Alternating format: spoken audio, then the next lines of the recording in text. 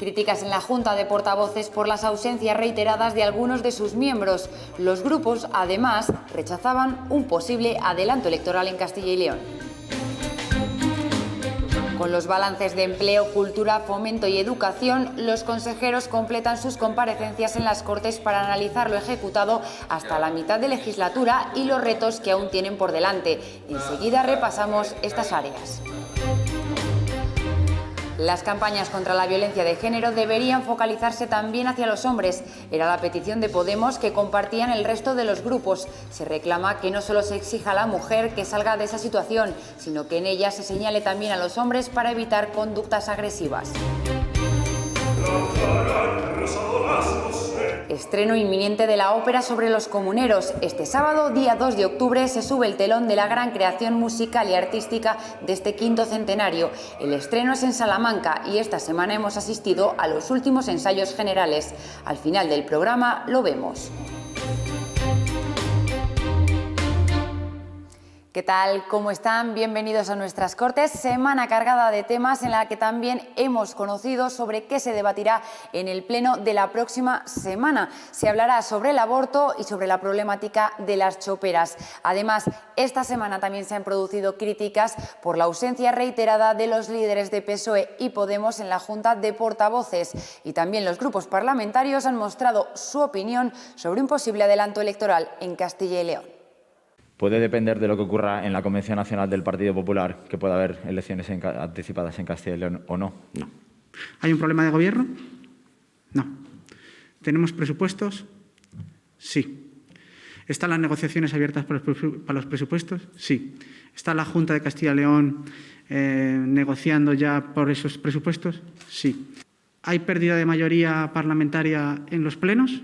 Evidentemente no. ¿Por qué debería ir esta comunidad a un adelanto electoral? ¿Quién está generando esa inestabilidad dentro de la economía? ¿Quién está generando esa inestabilidad dentro de la sociedad? Con ese manoseo permanente de las intuiciones del adelanto electoral. ¿Lo están haciendo ellos? Sobre la reforma de la atención primaria se reunían esta semana varios alcaldes de la zona de Aliste con los grupos parlamentarios PP y Ciudadanos. Lo han hecho por separado y en ambas reuniones les han pedido consenso para alcanzar una propuesta que satisfaga sus necesidades sanitarias.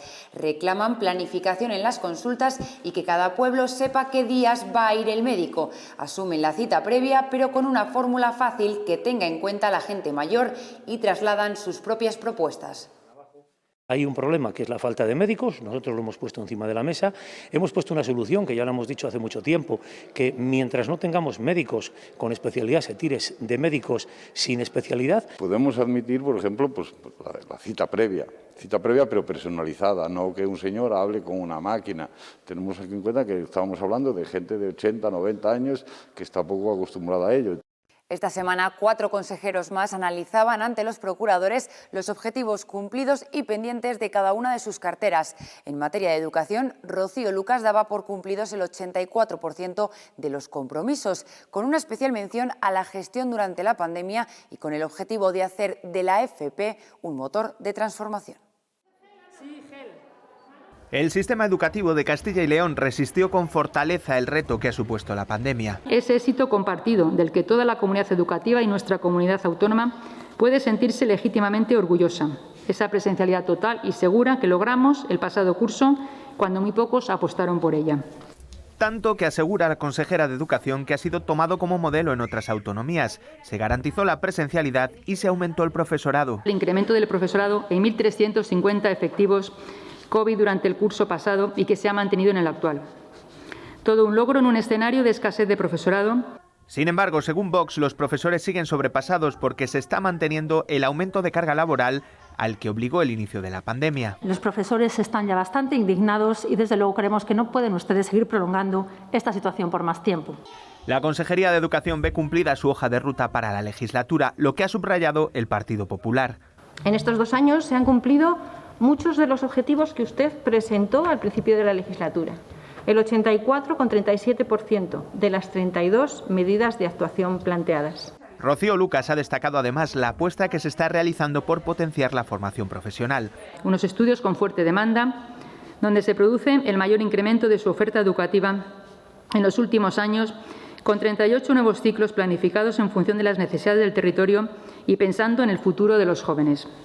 Un acierto para Ciudadanos que consideran ayudará al mantenimiento de población en la comunidad. Creo que eso es una gran apuesta desde la Consejería de Educación para que esta formación siga adelante y siga, como usted bien decía, asentando trabajo en los territorios, en las provincias y además en el medio rural, que es tan importante. El PSOE califica la gestión educativa de la Junta estos 2 años como muy deficiente. Critica que se estén recortando fondos de la educación pública para dedicarlos al pago de salarios de la enseñanza concertada. De esos 9 millones de euros, 3 eran de proyectos de investigación. Hombre, luego viene aquí usted y presume. No parece que eso sea coherente una cosa con la otra. Y 6 de inversiones en centros públicos. La consejera de Educación reivindica las políticas de Castilla y León frente a las decisiones que está tomando el Ministerio. Ese es el modelo de Castilla y León y no, como proponen otros, rebajar el nivel de exigencia o permitir titular sin límite de suspensos. Y ha subrayado cómo este 2021 su consejería ha podido gestionar el presupuesto más alto de la historia de la comunidad. También hizo balance la consejera de Empleo e Industria. Ana Carlota Amigo destacó el buen ritmo del empleo en Castilla y León, que en agosto registró el mayor dato de afiliación de los últimos 10 años. Pero como ya es habitual, el momento de crispación llegó al hablar del diálogo social. La oposición fue especialmente crítica con la consejera. Ana Carlota Amigo aterrizaba en la consejería tras la dimisión por motivos personales de Germán Barrios en mayo de 2020. Asumía el cargo con la legislatura comenzada y en plena pandemia. Nuestra economía se frenó en seco. Una emergencia sanitaria como la que hemos vivido exigía la aplicación de medidas excepcionales y dolorosas. La crisis sanitaria ha marcado el rumbo con 3 objetivos. Ayudar a los trabajadores y desempleados más perjudicados, contener el incremento del desempleo y contribuir a garantizar la supervivencia de las empresas para que pudiesen retomar su actividad una vez superada la crisis sanitaria. Para ello se movilizaron más de 100 millones de euros. Este conjunto de medidas y recursos extraordinarios han servido para prestar ayuda económica a más de 53.000 trabajadores, desempleados, autónomos y pymes. Amigo además destacó su compromiso con el diálogo social. Con la patronal y los sindicatos no hemos estado siempre de acuerdo, pero esa es la verdadera esencia del diálogo. Saber disentir, saber acordar y hacer todo aquello en interés de los ciudadanos.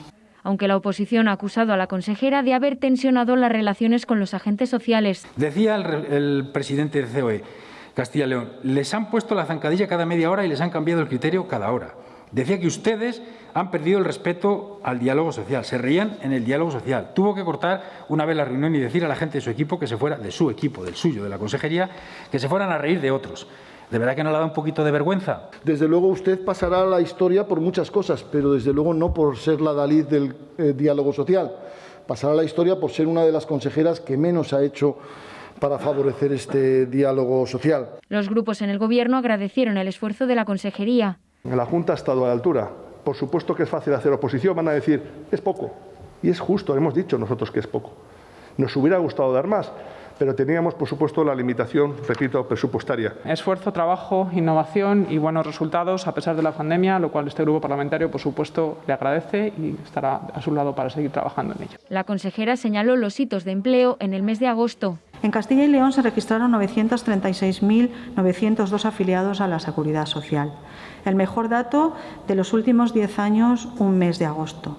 Y, por supuesto, muy superior al número de afiliados en Castilla y León tenían antes del inicio de la pandemia. En los últimos 2 años, Empleo e Industria ha puesto en marcha nuevos programas de formación, prospección laboral y apoyo a la digitalización y la ciberseguridad. Los centros veterinarios seguirán sin considerarse como centros sanitarios. Los socialistas pedían además un registro actualizado de los mismos, pero Partido Popular y Ciudadanos lo rechazan porque dicen normativamente no es posible. El PSOE denuncia que los centros veterinarios no estén reconocidos y registrados como centros sanitarios. Insisten en su importancia porque las enfermedades animales pueden afectar a los humanos. Vox está de acuerdo en que se realice este registro, pero PP y Ciudadanos señalan que el Real Decreto que lo regula no permite esta inclusión porque habla literalmente de centros que cuidan la salud de las personas. Donde sí hubo acuerdo en la Comisión de Agricultura fue en pedir al Gobierno de España que atienda a la reivindicación de los ganaderos y así incrementar en 1,5 puntos el IVA compensatorio. Y mismo consenso en modificar las tasas ganaderas, aunque los socialistas pedían su supresión. Finalmente, en la negociación se acordó que en el próximo presupuesto se modifiquen, aunque sin concretar en qué cuantía. Y del mismo modo, desde el principal partido de la oposición presentaban una propuesta para que la Junta desarrolle una campaña nacional en favor de la promoción de productos del cerdo ibérico. Vox estuvo a favor, pero PP y Ciudadanos consideran que ya se están promocionando los productos de Castilla y León y la iniciativa no salió adelante. Los procuradores debatían esta semana crear un protocolo único para todas las residencias de mayores que regule y permita las visitas. Lo pedía el PSOE, que recibía el apoyo de Podemos, aunque desde esta formación se criticaba que el debate, previsto para hace casi un año, se producía tarde. PP y Ciudadanos recuerdan una guía unificada que ya publicó la Junta sobre este tema en marzo de este año. Aseguran que con esta ya se regula y que luego deben ser las residencias las que creen un plan de contingencia propio. Podemos ha presentado una enmienda a la totalidad para que se retire el anteproyecto de ley de cuidados al final de la vida que el Gobierno regional ha presentado en las Cortes. Asegura la formación morada que obvia la ley registrada a nivel nacional. No hay nuevos derechos, lo único que hay es una clara intencionalidad de arrojar la ley de la eutanasia fuera de Castilla y León. Y no vamos a consentir que se den pasos atrás en un derecho que se ha reconocido. Por eso presentamos esta enmienda a la totalidad y esperamos que el Partido Popular y Ciudadanos reflexionen sobre lo que están haciendo, sobre esa deriva ideológica cada vez más cercana a Vox. Respaldo unánime para que las campañas contra la violencia de género no se dirijan solo a las mujeres. Salía adelante a petición de Podemos, que dice que la mayoría sitúan a la mujer como responsable por no denunciar ante los malos tratos y que hay que hacer otras que se dirijan a los hombres para evitar conductas agresivas. También inciden en la importancia de que las campañas sean realizadas por personas con formación en enfoque de género. Todos los grupos se comprometieron a ello. La idea fundamental de muchas de las campañas es responsabilizar a la víctima y decir que la víctima es la que tiene la obligación de salir de su situación de violencia. Y esto es un gran error. Necesitamos campañas que apelen a los agresores y, en ese sentido, en concreto, a los chicos jóvenes de manera concreta para que no desarrollen actitudes machistas que deriven en violencia. Que se identifique al agresor como agresor. Implicar a los hombres, porque se trata de construir diferentes modelos de relaciones más igualitarias. El Gobierno autonómico va a trabajar en la elaboración de un segmento muy específico hacia la mujer y el mundo rural. Ustedes también nos tienen acostumbrados a votar a favor por el qué dirán, esperemos que hoy no suceda lo mismo, y luego se olvidan de cumplir lo que han votado. También esta semana hacía balance de su gestión hasta ahora el consejero de Fomento y Medio Ambiente. En una larga comparecencia, Suárez Quiñones aseguraba haber cumplido gran parte de sus compromisos de legislatura. Sin embargo, la oposición habla de reiterados incumplimientos de sus promesas.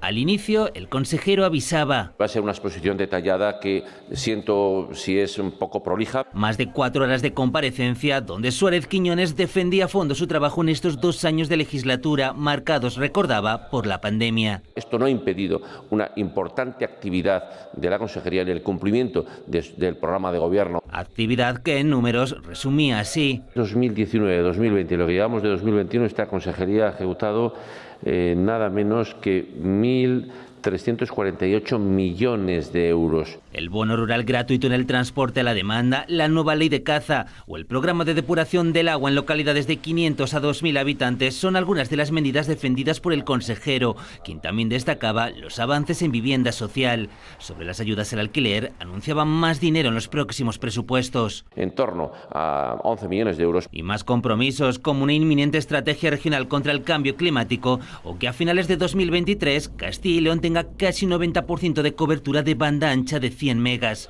La oposición recibía así sus palabras. Anuncios, fotos y titulares, pero 2 años en blanco. Es usted el consejero que mejor promete. Conocemos su verbo fácil y su habilidad en el discurso y el bombardeo de datos para maquillar la realidad. Cada vez que usted comparece, todas las cosas parece que son inminentes y resulta que después forman parte del debe en la siguiente comparecencia. De esta forma, PSOE y Grupo Mixto cargaban porque a su juicio falta ambición en Suárez Quiñones, a quien acusaban de aprovecharse de la llegada de los fondos europeos y de incumplir buena parte de sus promesas. Por ejemplo, la ley de derecho a la vivienda, en blanco en el momento actual, ha dicho usted, en proceso.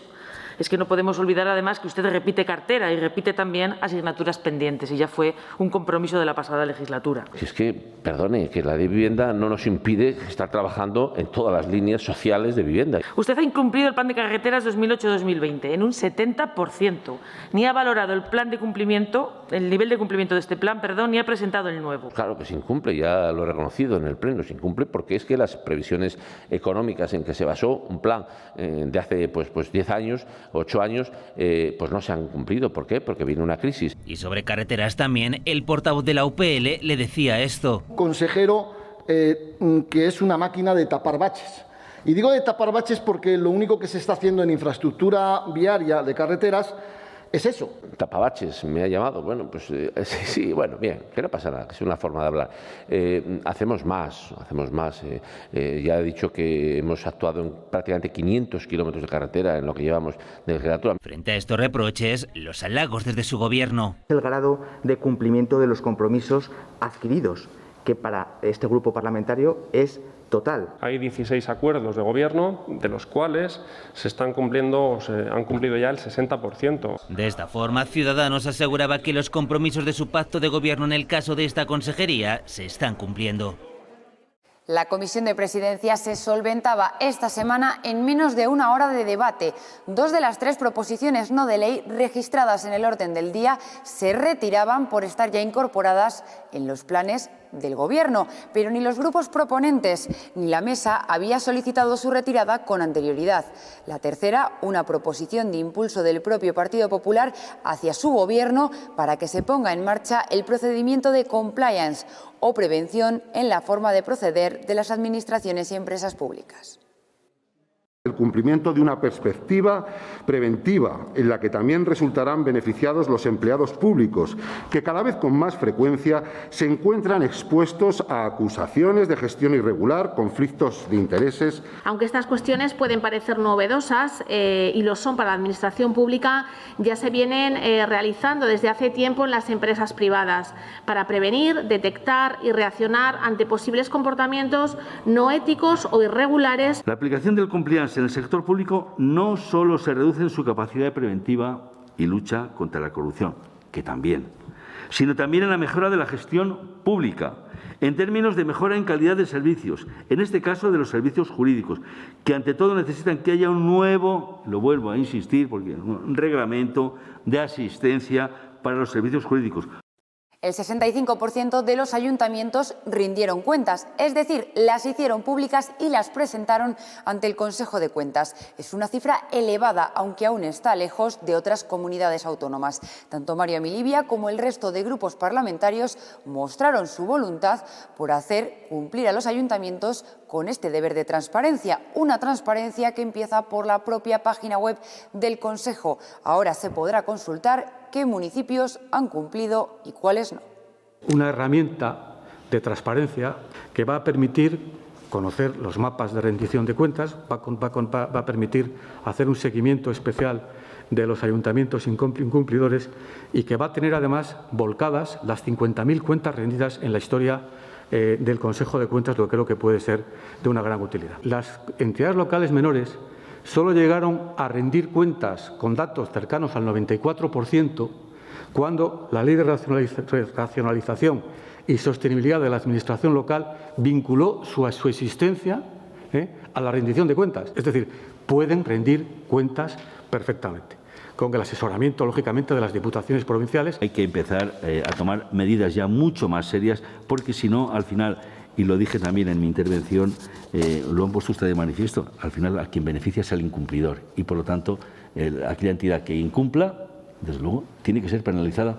Otro punto a destacar es la existencia de un número elevado de entidades que incumplen la obligación de rendir cuentas de forma reiterada y se debe analizar detalladamente las circunstancias concretas que se dan en estas localidades.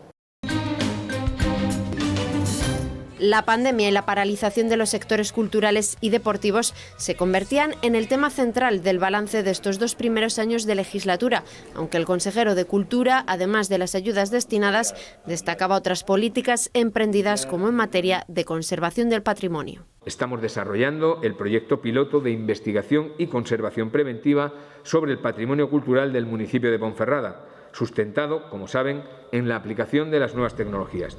Sistemas que den el aviso ante un posible deterioro del inmueble. También en cuanto a la declaración de bienes de interés cultural, recuerda que se han resuelto 22 expedientes de los 76 que estaban pendientes, y sobre digitalización de archivos. Se ha seguido desarrollando, según los plazos previstos, la implantación del Sistema Integral Electrónico de Gestión de Archivos, es decir, del proyecto SIEGA, una herramienta corporativa con la que responderemos a la necesidad de contar con un sistema común para la gestión de los documentos históricos, pero también administrativos más recientes, con la vista puesta en su plena implantación en esta legislatura. Unas políticas insuficientes para la oposición. Cuando usted cogió la consejería había 268 bienes en peligro, hoy hay 340, señor consejero, con unas ayudas mínimas e ineficaces, procedimientos imposibles. No podemos ser condescendientes con ustedes, pues se merecen un suspenso en toda regla. ¿Cómo vamos a seguir hablando de cultura? ¿Cómo vamos a seguir hablando de turismo? ¿Cómo vamos a seguir adelante si hemos dejado caer a un montón de empresas, a un montón de trabajadores y trabajadoras? Es que es imposible. Con el presupuesto que tiene esta consejería no se puede hacer nada. Ninguna consejería de ningún gobierno autonómico tiene el poder económico suficiente para abordar con sus recursos propios el rescate de un sector como el de la hostelería, por ejemplo, o como el del turismo. Desde Partido Popular y Ciudadanos defienden las actuaciones de la consejería en unos momentos tan complicados. Las medidas han sido muy duras, en ocasiones ellos se han sentido desamparados y es necesario, además de las ayudas económicas, que parece que con eso lo resolvemos todos, otro tipo de iniciativas. Valoramos muy positivamente que se hayan programado todos los espectáculos que habían sido suspendidos durante la pandemia en la red de los teatros de Castilla y León. Además, el consejero hacía nuevos anuncios con vistas a los presupuestos de 2022. Invertiremos más de 100 millones de euros en la ejecución de más de 1.500 intervenciones en la preservación del patrimonio cultural de Castilla y León. Y en materia deportiva adelantaba ayudas para clubes que participen en competiciones internacionales. Este mismo viernes, las Cortes sellaban con la Consejería de Cultura y Turismo un convenio de colaboración para que la Orquesta Sinfónica de Castilla y León participe en la ópera comunera compuesta con motivo de este 5º centenario. Sus músicos serán los que pongan melodía a una obra que contará con figuras de primer nivel. En la presentación de la ópera en Salamanca, el presidente de las Cortes destacaba el legado de los comuneros. Esa rebelión liderada por Padilla, por Bravo y por nuestro paisano Maldonado, junto a otros cientos de hombres y de mujeres que se jugaron la vida y que la perdieron por defender valores como la igualdad, como la justicia, como la libertad, como la participación, valores incuestionables en estos tiempos. El estreno es inminente. Este sábado se levanta el telón de la gran creación musical y artística del 5º centenario. Será en Salamanca, aunque la ópera rotará por todas las provincias. Durante toda esta semana se han ultimado los detalles y nosotros hemos estado presentes en los ensayos generales. Así se ha perfilado la ópera de los comuneros. Con este avance nos despedimos hasta la semana que viene. Llegar hasta este momento es la suma de muchos esfuerzos de recreación, de diseño, de vestuario. Toma forma la ópera de los comuneros, escrita por Igor Escudero y que recorre en 3 escenas la revuelta de las comunidades, eso sí, con un ritmo frenético. Una locura, porque además musicalmente también tiene muchos cambios y realmente pienso que puede ser como un vendaval de ilusión, ¿no? De decir, ¡ah! ¿Qué pasa? ¿Qué pasa? ¿Qué pasa? Estás constantemente en escena y en acción. Y no hay momento de aburrirse. Son más de 90 personas implicadas, con la orquesta, coro y voces principales que nos sumergen en la historia a través de sus protagonistas. Entonces están los libros, están los cuadros, está la historia, pero nunca se ha llevado al escenario. Entonces tienes la oportunidad y la responsabilidad de darle vida a un personaje. Lo estamos enseñando, que hasta ahora solo se ha visto en televisión o en la literatura. Una ópera concebida desde la sensibilidad contemporánea para derribar barreras. En algunos momentos que la gente va a salir cantando una serie de cosas y eso es muy bueno porque la gente va a recordar, ¿no? Con la Hostil bajo la batuta de José Luis López Antón, este sábado comienzan las representaciones que pasarán en los siguientes 15 días por las 9 capitales de la comunidad.